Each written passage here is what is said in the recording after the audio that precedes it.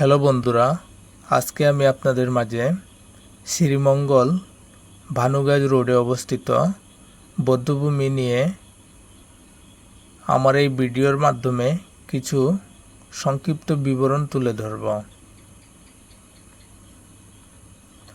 আসলে আমরা অনেকেই জানি না শ্রীমঙ্গলের বৌদ্ধভূমি কি হয়েছিল এখানে। শ্রীমঙ্গলের স্বাধীনতা যুদ্ধের সময় পাকিস্তানি হানাদার বাহিনী অসংখ্য চা শ্রমিক ও স্থানীয় মানুষকে হত্যা করে যা এই অঞ্চলকে বৌদ্ধভূমিতে পরিণত করে। এই আত্মত্যাগের স্মৃতি রক্ষার্থে এখানে বৌদ্ধভূমি ৭১ পার্কটি স্থাপিত হয়েছে, যেখানে আজও অনেক বৌদ্ধভূমি অচিহ্নিত অসংরক্ষিত রয়েছে। এই পার্কটি মূলত পিনলের চা কোম্পানির বুরবুরিয়া চা বাগানের সামনে অবস্থিত এবং এটি একটি স্বাধীনতা যুদ্ধে স্থানীয় জনগোষ্ঠীর আত্মত্যাগের একটি স্মরণাঙ্কক।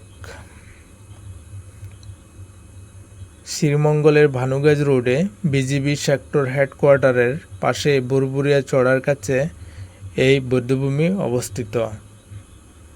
এটি স্বাধীনতা যুদ্ধে শ্রীমঙ্গলের চা শ্রমিক ও বিভিন্ন জাতিগোষ্ঠীর আত্মত্যাগের স্মৃতি বহন করে। এটি শ্রীমঙ্গলের একটি গুরুত্বপূর্ণ বৌদ্ধভূমি, যেখানে প্রতিদিন দর্শনার্থীরা আসেন এবং বিশেষ দিনে পর্যটকদের ভিড় থাকে।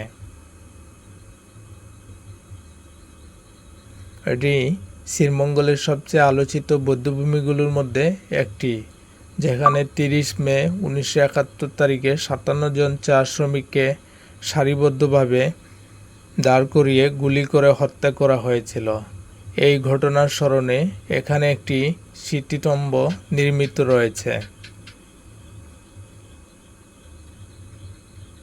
স্বাধীনতার কয়েক দশক পর শ্রীমঙ্গলের অনেক বৌদ্ধভূমি এখনও অচিহ্নিত ও অসংরক্ষিত অবস্থায় পড়ে আছে। এই বৌদ্ধভূমিগুলো স্বাধীনতা যুদ্ধে শ্রীমঙ্গলের চা শ্রমিক ও সাধারণ মানুষের বীরত্ব ও আত্মত্যাগের করুণ ইতিহাস মনে করিয়ে দেয়।